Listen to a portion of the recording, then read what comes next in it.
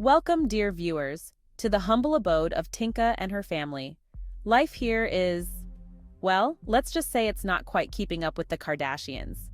But what it lacks in glitz, it more than makes up for in, rustic charm.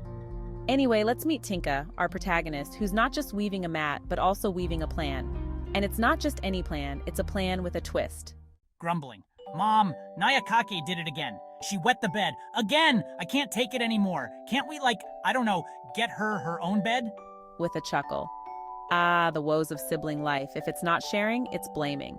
Kaija here has a solution, though, and it's one that involves groundnuts. Yup, you heard right, groundnuts. Looking up from her mat, a hint of a smirk on her face. How about instead of buying a bed, you sell some groundnuts to earn the money? Then you can buy your own bed and maybe even a little peace and quiet. Excited. That's a brilliant idea, Mom. I just need 2 shillings to get started. Amused. 2 shillings? That's the kind of budget we're working with here, folks. But hold on, things are about to get sniffy. Whispering, Mom, do you hear that? Could it be condos? With suspenseful tone.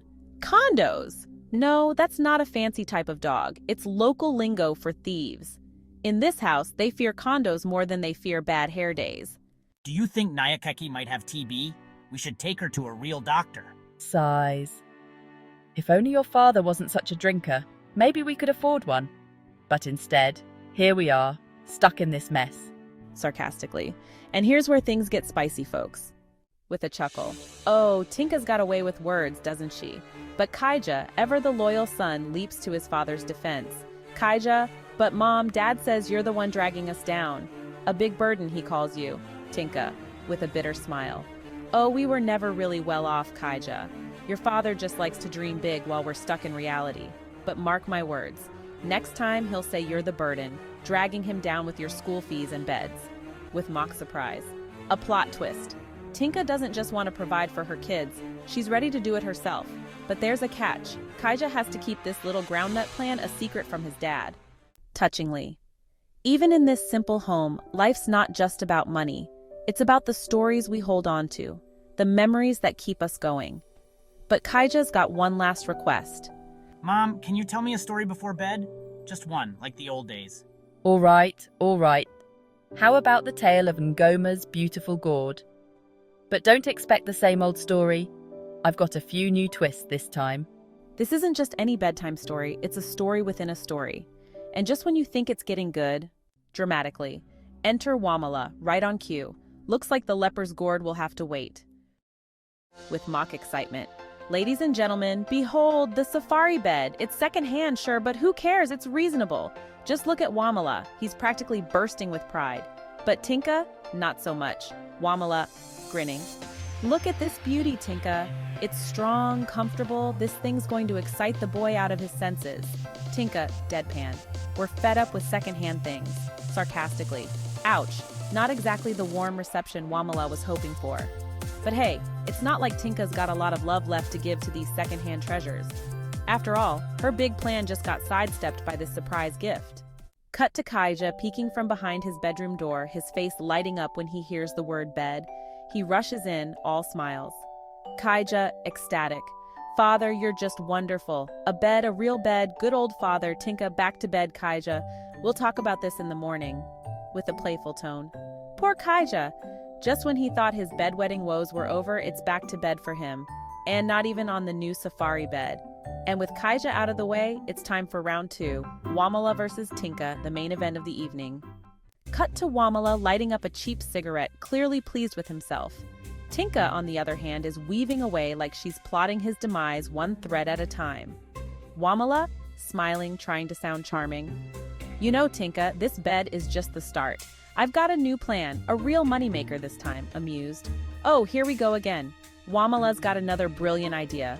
But first, Tinka's got some more pressing questions, like where exactly Wamala was last night. Tinka, without looking up, asks where he spent the previous night. Wamala ignores the question and instead starts talking about his latest scheme. Laughing. A matchstick revolution, folks. But it turns out Wamala's revolutionary idea didn't exactly light any fires at the matchstick company. Spoiler alert, he got thrown out of the office.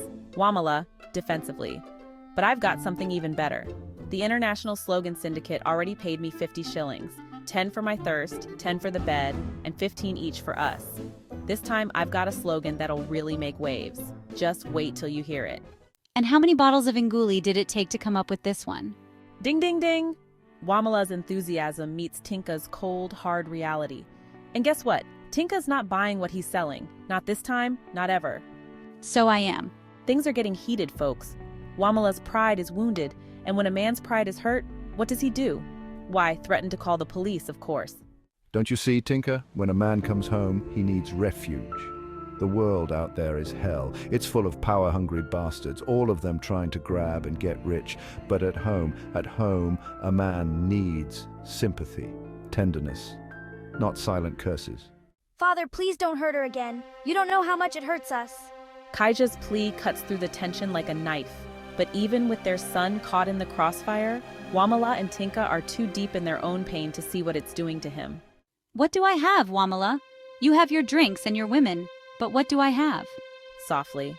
And there it is, the heart of Tinka's pain, a life of missed opportunities and broken dreams.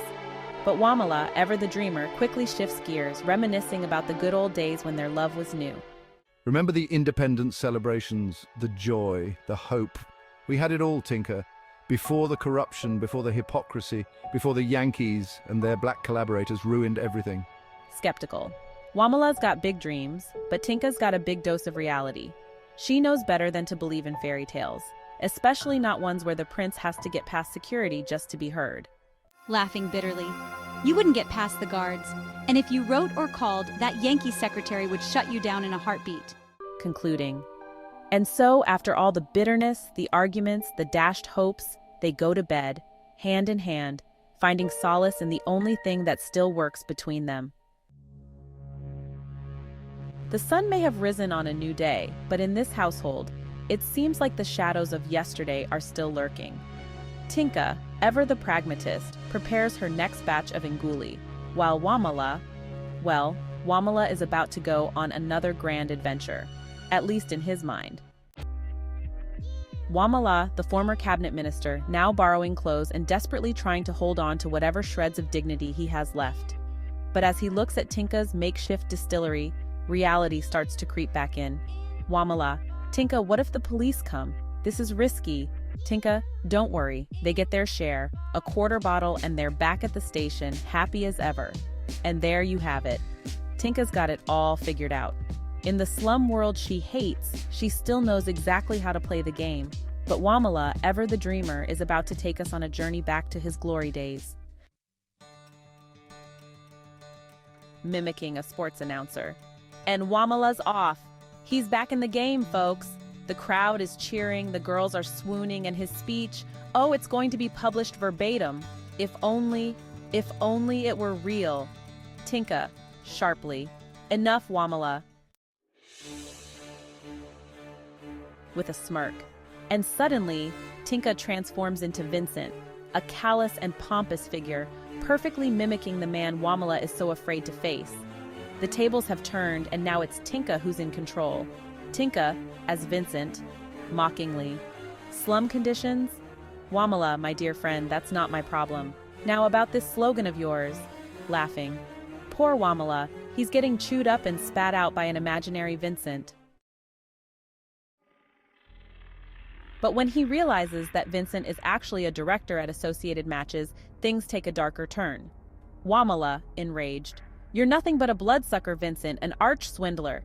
Tinka, as Vincent, coldly. The masses, Wamala. They're nothing but pawns. You're just a shabby poet with no place in the new order. Grimly. And just when you think it can't get any worse, Vincent pulls out an imaginary pistol, threatening to shoot Wamala unless he leaves. But Wamala, now blinded by rage, snaps.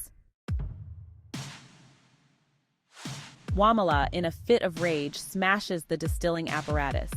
He taunts Vincent to shoot, and then grabs Tinka by the neck, nearly choking her to death. The physical struggle is interrupted by the sound of boots outside, a chilling reminder of Wamala's downfall 2 years ago. The past is catching up with Wamala, fast. The sound of those boots, it's like a nightmare coming back to life. And Tinka, oh, Tinka isn't letting him off the hook. She taunts him, saying the room is bugged, that the soldiers are coming for him. Wamala, desperate. They won't take me down without a fight. Wamala, in a panic, grabs Vincent, still played by Tinka, and uses him as a shield, preparing to face the imaginary soldiers outside. Kaija enters the room, causing the boots to recede. But in his panic, Wamala mistakes his son for a soldier and attacks him. Kaija crying, "Father, stop! It's me, Kaija!" Wamala freezes, realizing what he's done. He releases Kaija and collapses into a chair, his head between his knees, utterly ashamed. Somber. And just like that, the illusion shatters. Wamala, once a proud man, now reduced to this, attacking his own son in a blind panic. The weight of his actions, his failures, it all comes crashing down. Tinka, who has been holding it together, suddenly bursts into prolonged laughter, the tension finally breaking. Tinka, laughing uncontrollably. "Look at you, Wamala. What have you become?" Softly. In this world of broken dreams and shattered illusions, sometimes all you can do is laugh. And as the tension eases, the tragic reality of their lives settles in once more. Softly. It's the morning after the storm, but the skies are still dark in this household. Tinka is packing, haphazardly, desperately, because she knows something her children do not. The weight of what's to come is almost unbearable. Rubbing his eyes, looking confused. Worried. "Mother, where's father?" Casually, without turning. "He's gone, Kaija." Desperate. "Gone! No. You're lying. The police, they've taken him, haven't they?" Reflective. The young boy's mind races, piecing together fragments of the past few days. His father's erratic behavior, the fights, the fear. He thinks it's his fault, that he's the reason for this chaos. Frantically. "It's my fault. I sold the regalia and then I destroyed the crop and Tibasaga. I shouldn't have. Mother, it's all because of me."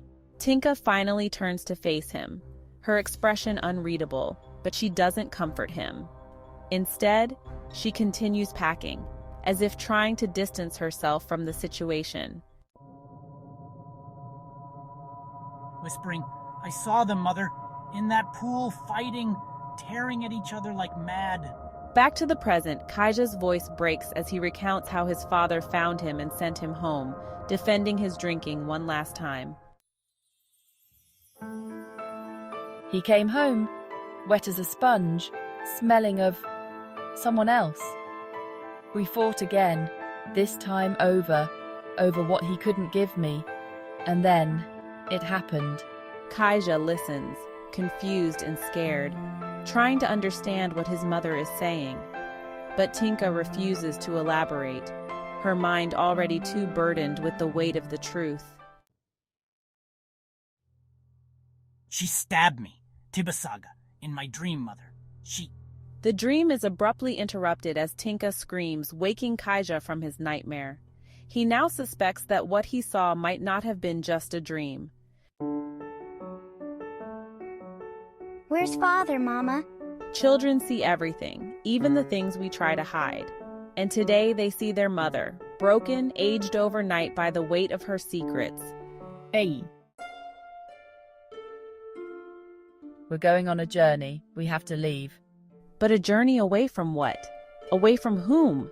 The children don't understand.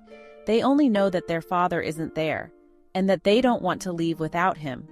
I'm not going without father. And I can't leave. My exams. I'm sorry. I'm so sorry.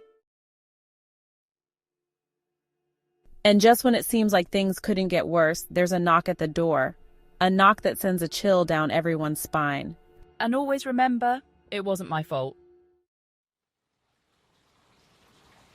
Just because the curtain falls, she starts wailing intensely. They crouch in one heap as the truth dawns on the children.